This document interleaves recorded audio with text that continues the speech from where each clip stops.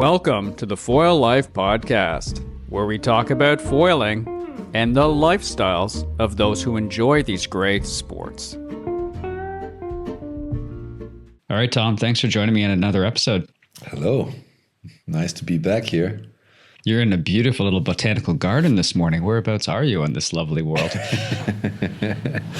Yeah, I'm currently in Vienna, Austria. Let's say hanging out in Europe for a couple of days between our event in Leucate and the next one that's going to start in a couple of days in Sicily, in Italy. So, spending a few days here in Vienna in between, and that's why I have this nice little background here in this apartment. Nice. How did Leucate go this year? I heard the cranking winds, and I want to talk about this SFT 40 knots F1 style racing that you guys had. But how did this event go for you guys? Yeah, it's been a really good event, I must say. You know, I mean, I've been going to the Mondial du Vent for probably 20 years as a competitor, as a tour manager in windsurfing and kiting and now winging and SFT. So I've seen it from all kind of parts, and it's one of the most known and most traditional, I would say, wind water sport events in Europe. I mean, it's been the 28th edition, so it's a long time this event is running already, and it has been hosting windsurf World Cups, kitesurf World Cups, Dunkerberg, Nash, everybody has been there at some point. And now since COVID, basically, the main sport of the event is wing foiling, and it was one of the first stops that we incorporated in the wing foil world tour when we started. And now also the SFT has been part of it. And I think it was the windiest event I can remember ever being there. Not in terms of being the strongest wind. I think one of the strongest events was last year. We had a couple of days with nearly 60 knots. We didn't have it that strong this year. We still had 40 knots on one day, but it's been windy every single day of the event. And that's pretty amazing because the region of in south of France is known for its strong wind, but it's usually not windy every day. So if you have a week of an event, you probably get 3 days of wind or maybe 4 days of wind where you can compete, and the rest of the time it's sunny and no wind, and time to chill, eat baguette, and have some French cheese and enjoy the sunny side of south of France. But this year it's been, the day I arrived till the day I left, it has been blowing nonstop. And the funny thing was, it has not been blowing always from the same direction. So because the Leucate has the famous wind of the south of France region is the Tramontane, which is the wind that comes from the Pyrenees down the mountain, which is also the same wind, the strong wind that you usually want for the big air event in Bucharest, the GWA Big Air World Cup that has been happening 4 weeks ago, which is just around the corner from Leucate. It's just half an hour, 20 minutes driving on another spot. And we had the Tramontane winds in the beginning for the first 2 days, which were strong with 20 to 40 knots. And then it turned around straight the next day without a break, and it came from the south, from the opposite side, which is onshore and wavy, which had this for 3 days. And then it turned back to Tramontane, and the last day we had again Tramontane from the offshore winds with 20 knots. So we had all kind of conditions you can have, from 40 knots offshore, 20 knots offshore, to 15 to 30 knots onshore. So it's been delivering all conditions you can imagine, and that's pretty unique. I have to say, this was the first time I saw this, and we have been competing every single day. We had in the wing foiling, we had on the GWA the first 2 days we were pushing for the freestyle, obviously, because it was the strongest forecast, and that was really good, really amazing. And then we had 4 days of free fly slalom racing every day, which was a luxury that we usually don't have. So we had so much time on wind that we could really use the best times of the day and use, like we did 7 qualification races and the super final, and all the qualification races were basically every day in different conditions. So it really showcased the best person, the best rider with port tack, starboard tack starts, flat water, onshore with waves, with really good surf, free fly, and really downwinding properly. And then, a slalom with the best 8 men and best 6 women on the last day, just before the prize giving. So perfect. And with the SFT, we had only 3 of those days, where the Surffoil World Tour was running with wing foiling and 1 day of e-foil and 2 days of pump foil. And on the e-foil side, we had the strongest day of the week. During the e-foil racing, which was 30 to 40 knots, and definitely challenging for a e-foil competition. But I really loved, what I like with all the people that come into the event. Doesn't matter if it's wing foiling, if it's e-foiling, if it's surf foiling. Everybody knows, how the conditions can be there. It's not that they wish for it when they e-foil in 40 knots, but they're used to it to deal with it if they have to. So, but you could really see those people who were the locals, the guys from GWA Foil, which is a local e-foil brand that's producing actually e-foils down there in the south of France, and they were the main sponsor of the event too. You could see that those guys were the most used to it, to ride in those conditions, because they sometimes do downwinders with that strong wind with the e-foils.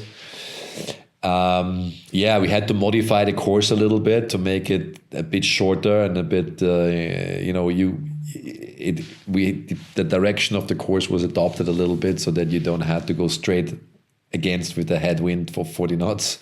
But it was challenging also to start. I mean, once you're flying, it's one thing and you can keep it safe, but just to get started in 40 knots on an e-foil is not easy.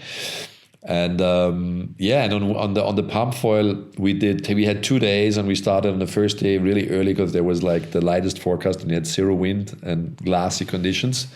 But then the onshore wind turned on, so we stopped, and the next day we had 30 knots onshore, and we had to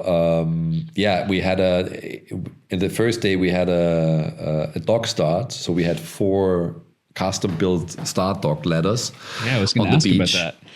Yeah. So we had this specially made. There's a company in the south of France that produces start ladders. They're pretty awesome, I have to say. I saw photos before. I wasn't sure how good they work, but they actually worked really well. So it's like a ladder with, let's say, a 2-meter long board, where you can take, you run on and you do your start, but you can do a couple of steps and you can put it in the water as deep as you want. So depending on how high you want it. So we had 5 of those ladders and had people on a parallel, like racing against each other, 4 people on the dock at the same time around the course. But then on the second day, we had it onshore wind with 30 knots and the ladders didn't work to start anymore. So we decided to run a format more like a downwind. So we took people on the ski, brought them upwind. There was a start line about 300 meters upwind from the beach. Let them go on top of the start line and then cross the start line and downwind to the beach as quick as they can, pumping or riding the waves. And then Hawaiian style finish, like on the beach, and then running through a finish line without the board that was on the beach. And it's been a lot of those people haven't done it yet because not everybody has a ski, obviously, to practice this. But it's been pretty fun, and I think the people really, the participants got quite a hang of it. Although the weather was really terrible that day, it was cold and raining a lot. It was not really comfortable to hang around the beach that day. But that's what I said. I'm always stoked to see how much passion and fire all these athletes have in them, and it doesn't matter the elements. Everybody wants to push this sport further, and we met a lot of new people from the French pump foil and e-foil community. And also maybe couple people, more events that we're going to see in France on the SFT side. So that was, I think, for the weather, it was not the easiest for the non-wind powered foiling disciplines, but it's been a good stage, I would say. It's a big event. I mean, the Mondial du Vent, as I said, it's one of the bigger events in Europe, the oldest events. You can count about 50, 60,000 people that visit the event in the week. So there's a lot of audience and interest of people watching it. Also on the wing foil, I mean, we had, although it's been during the week and it's been holidays, but we had a packed beach with a lot of people, watching the surf freestyle and also the free fly slalom. And there were a lot of new people as well. I was, on the wing foil, I was really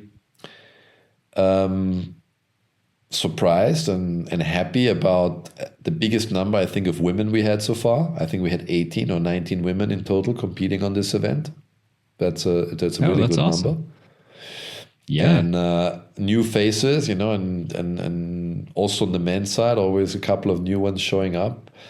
But of course, the young ones are, especially on the surf freestyle discipline, are more and more ruling the show.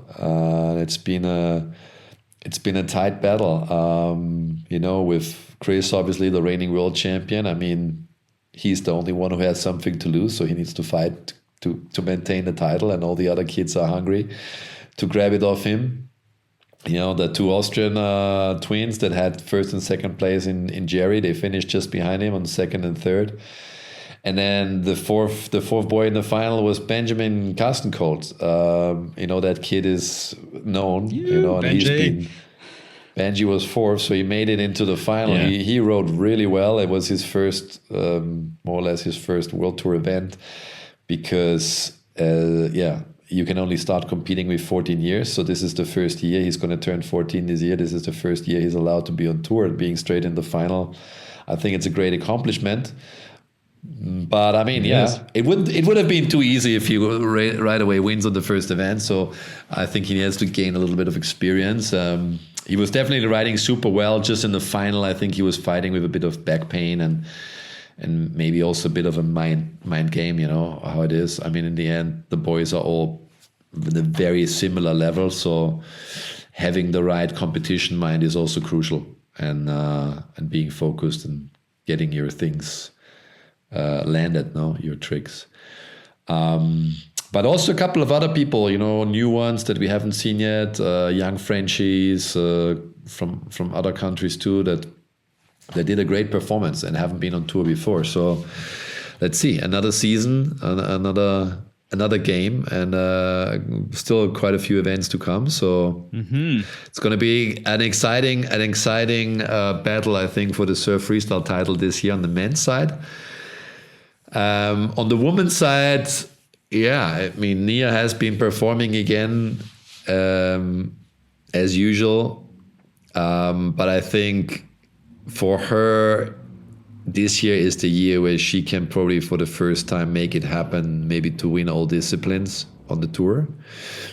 So I think that's what's on the line for her. I mean, no pressure, but being somebody who can win all 4 discipline titles in the same year has never been done before. So if she managed to do that, the wave title she's got already. That'd be crazy for her. And if she's going with surf freestyle the way she does, she has a good chance. On the surf slalom, on the free fly slalom, I think it was a good fight between her and Kylie.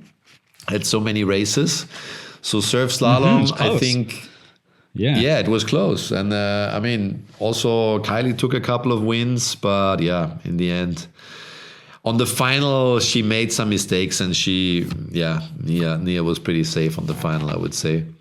And on the men's side, it's been a good fight too. I mean, with this new system since Milan last year, you do 7 eliminations, and then the top 8 only qualify for the final. And if you're in the top 8, you still have a chance to win. If you're not in top 8, you're out already. But in the end, it was the old dog. I mean, old dog. He's not old at all, but I call him old dog because he has a lot of experience. And that's Francesco Capuzzo. It was crazy. I think on the final of the top 8 men, there was only Italian and French. No other nationality. 8 guys in it. I think 5 French and 3 Italian, and that's it. Nobody else in there. They like to race over there.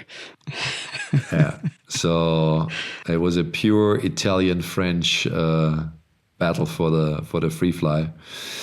And I think it was well deserved because, as I said, we had 7 qualification races with very different conditions. So it wasn't about luck only. You really had to show consistency. And I think winning after that for Nia and for Francesco is well deserved. Any on the surf freestyle, any new moves that you hadn't seen last year? Anything that stood out?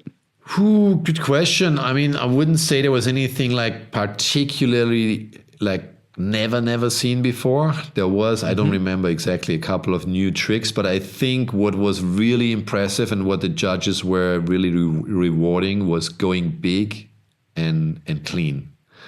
So it was more impressive, even though I wouldn't say it was like a lot more technical than what we saw last year. But in terms of execution, the very technical tricks already in terms of execution and the height, and considering that it was flat, there is no kicker. And I mean, on the second day with 40 knots, obviously a lot of boys were on a 2.5. That's insane. That's insane.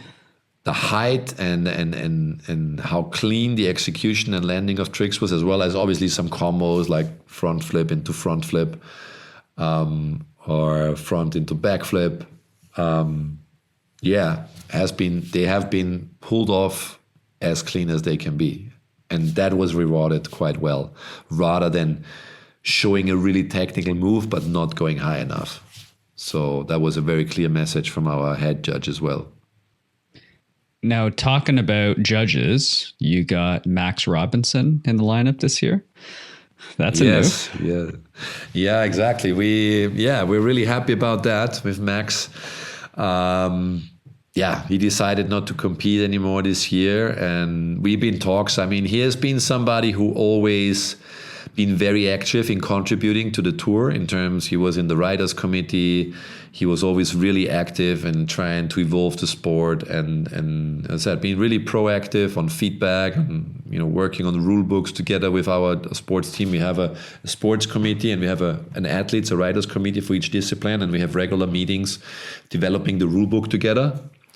And he was always very, very involved in that. And then last year we started talking, and he's obviously one of the older guys, and he knew he's not gonna be up there in the top trying to compete with these guys. I mean, he's still rides amazing, don't get me wrong. I think he can still be there, but obviously he is now trying to develop in another direction. And so we agreed to have him. Let's see. I mean, this was the first event he do. I hope we will have him back at some of the next events as well for judging.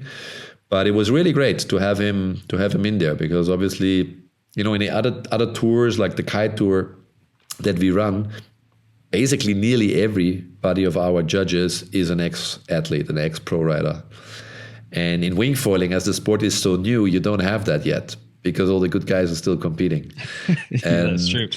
And That's true. Now it's starting to happen. We have Max. We also have Noe Cantaloupe.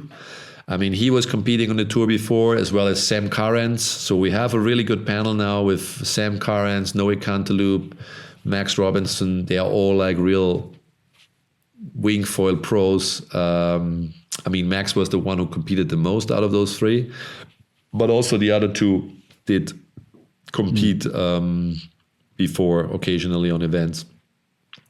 We have them on the panel, and having also different nationality, getting somebody from Canada in the panel, that's a good mix too. And I think he did a good job. I think he liked it too, and he's really focused in that and working. I had a good debriefing with him as well, and it's also very interesting to listen to people, obviously, that that come from the athlete side and get into the crew, the organizational part. Like myself, when I did it, and I switched from competing into being an organizer or a tour manager or a race director, you really, you bring a little bit of let's say, different view of an athlete view into the thing, which is very interesting, because if you're always on one side of the stage, let's say, I always try to look at things with as many angles as I can, and I'm asking athletes and organizers and industry and crew about feedback and their feelings about things that we need to develop to get a good, some good data to make good decisions. But for sure, I haven't been on the athlete side for many years, and then having somebody like Max coming into the crew side, who brings a fresh input from that side is really good. So that's really constructive, and I like I like to listen to those people as well and understand more, what from their point of view doesn't work well, what can be better, in the end, you can never make everybody 100% happy. That's normal, but no. You really need to take care that all the stakeholders, let's say all the parties involved in the tour, are heard, and that they feel home. And I think this is something I really like in the Wingfoil Tour, that there is still a very good collaboration between all those parties. And it's not pushing too much in the one or the other side. I think we really try to do a tour where the riders feel welcome and happy to compete, and the rules and so on. And then on the other side, you also need to find formats and competitions that are happy make the industry happy to be part of it. And then obviously you need to have a concept and a format that organizers are willing to buy and to run an event, because if that's something that it's not interesting for an organizer, nobody will do an event. So you need to think about all these components, let's say. And you need judges that are personable, that get along with everybody, that are good at business meetings. And that's Max right there. And a hell of a rider. Like, definitely the best rider from our entire area. And we're just super stoked to see him on the world stage like that, because he was just so passionate when we were sailing on Lake Ontario together. And I'm going to try to drop in and see him, because I'll be in Toronto in a few weeks. So I don't know if he's going to be home, but I'll reach out and see if I can at least, because he's launching his own school and coaching and stuff. I think he just got sponsored by North and Mystic, as far as I'm concerned. So it'll be nice to catch up with them and to see how things are going. But yeah, I was super stoked to see that and see a local boy on there for sure. No, awesome. Now, SFT and 40 knots, for example, I just want to reach back to that. It's kind of cool that you're going to have so many varying conditions for this new tour that's launching forward, right? So it forces athletes to train in a variety of different conditions. They're not just going to go out on a glassy lake and they have to kind of build their skills and patch all this stuff together. I find that kind of fascinating. It's going to add another element of entertainment as well, I think. No, it does. I don't think 30 to 40 knots is the conditions where most people it's not go ideal, out and train and train e-foiling. But it's doable, it's doable. And when I saw those guys coming out of there was a bunch of, very mixed people, obviously. We had one woman taking part. We had even a guy, a one-armed a guy on an e-foil. Oh, that's amazing. And he did it. I was amazed. Yeah. But it just shows me as well, as I said, it was also. Oh, that's so cool. Yeah. I never thought about all those. One arm. On the other arm, he had the remote, but just to get up on a board with one arm is not easy. I can tell you when I saw him doing it, and that in 30 to 40 knots, that's not easy, even without wind. Once you're flying, yes, but getting started, try it. If you get on the e-foil and try to not just use one hand to get up on the e-foil and start it, that's not easy. No, not at all. And then swimming, in case you got to catch your board or something. Yeah. It's another thing. But it just showed me as well how passionate and how stoked those people were. Because as I said, it was 40 knots. It's not warm and it's 40 knots, and still, trying to fight on the course. Obviously, we adopt the format a bit. But it's been exciting to see, and I think it also shows that. Probably if we do it again in a spot like Leucate, I would choose maybe to put the event on 2 days, so you have a bit of flexibility to move with the weather. I mean, of course, it can be windy 40 knots for 2 days in a row as well, so it's not a guarantee, but it gives a little bit of flexibility to choose the right time to run. And I think, even in Pensacola, when we did the e-foil in Florida, it was on the second day. It was pretty windy and pretty choppy, and all the riders actually found it was really interesting, because it just makes it so much more technical than going on glassy flat water, and really shows how good your skills are. But for sure, I think if we don't have any wind, I mean, that's the conditions most people look for. Like in any sport, I think it doesn't matter. Obviously, if you want a wing foil in waves, you want the perfect waves in the right wind direction. And if you want to do slalom, you want the perfect wind. If you want to do freestyle, you want to have the perfect wind. And the same is for e-foiling. If you want to compete, you want to have the perfect conditions, which is zero wind. But it's not always like that, and you need to deal with it. And the good thing is, I think with e-foiling, you can kind of do it if you can do it in 40 knots, it means you can do it in anything, even though that's not the conditions you really want to go out on a free session. But it's doable. I think that for example, pump foiling, it's a little harder. That's why I said we are still learning with every event we do. And obviously, we had a discussion with the athletes there, because the first day we did a dog start competition with these 4 ladders. So there was a time trial. First single race, so 1 by 1, getting the time done, and then out of this first time trial race course, which was very simple, just like starting 1 by 1, going around the buoy, coming back, taking the time. Everybody was seeded into the competition, and then we did 2 rounds with a KO system that you know from any other sports, with always 4 people or 5 people in a heat. And then the best 2 advancing into the next round. So 4 or 5 dogs next to each other, starting at the same time, around the same course, coming back, 2 of them being eliminated, and then all the way till the final. And that was a really great show, close to the people. It was obviously no wind in the morning on that day, so it was warm. People want to hang out on the beach. It was a good atmosphere, and then the wind started to get onshore stronger and stronger. And then obviously when you have even 30, 40 centimeter waves, it's really tough to start with the beach, with the ladders, because you need somebody who is holding the ladders, which is doable. Yeah. But even that, you might have the ladder underwater, out of the water, underwater, out of the water. So it's really difficult to time.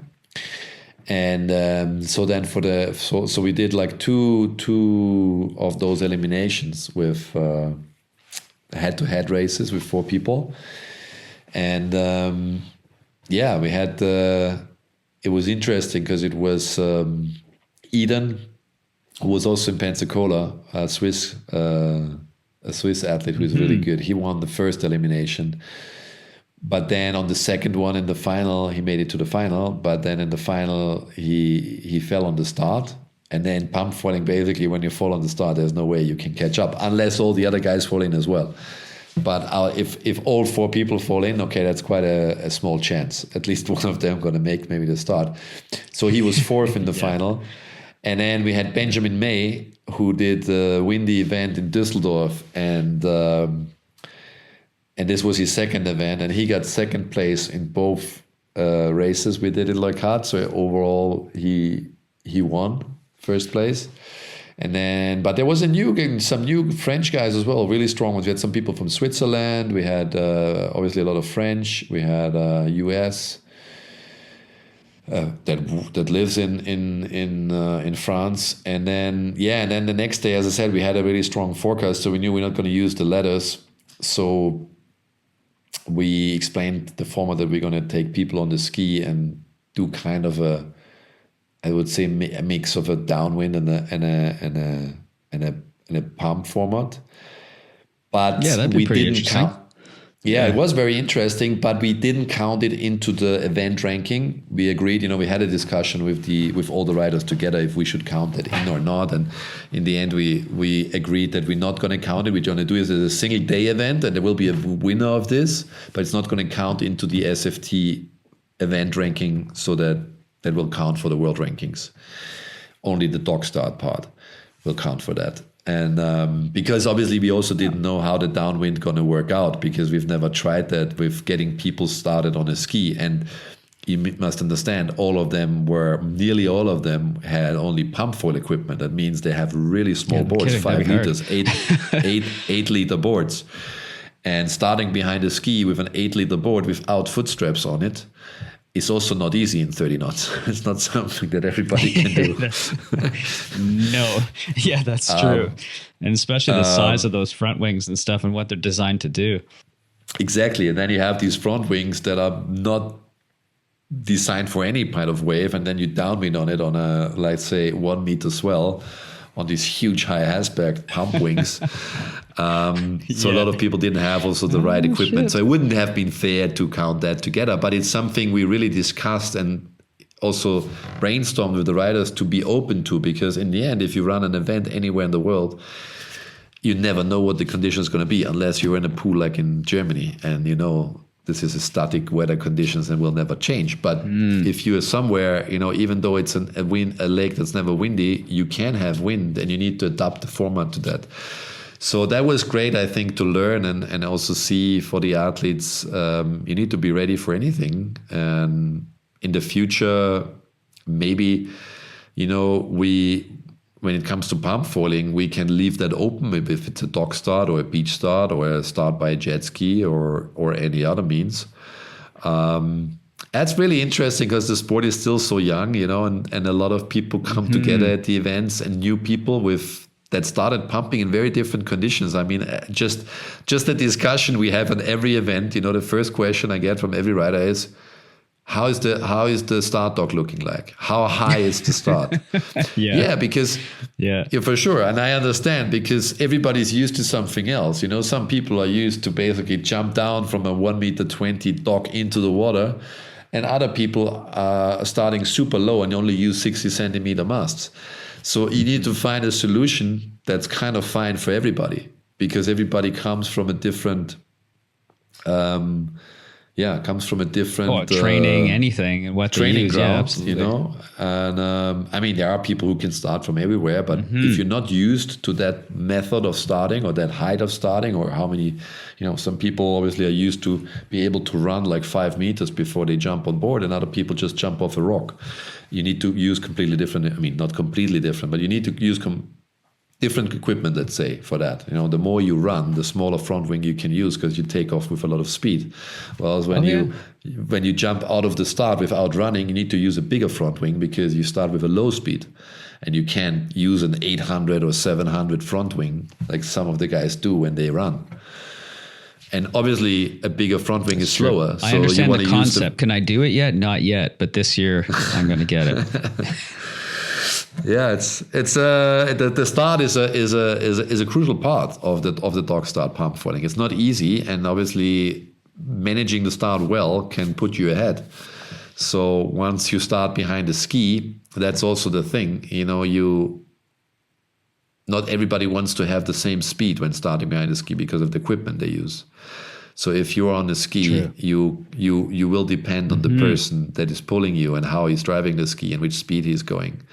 Whereas when you're on a start dock, it's all on yourself. You are the ones who starts on the same dock like the other person, and there is no other influence in it. Oh, that's fascinating. Well, we're all curious to see how this entire tour and how all these disciplines develop over the course of the next years. And you guys are heading off to your next one, in a couple of days? You said it starts early May? Yes, exactly. It starts 1st May. We're in Sicily at the Water Festival. It's an event that's happening already for 3 years in the south of Italy. Water Festival Sicily. We're going to have pump foil and e-foil competition.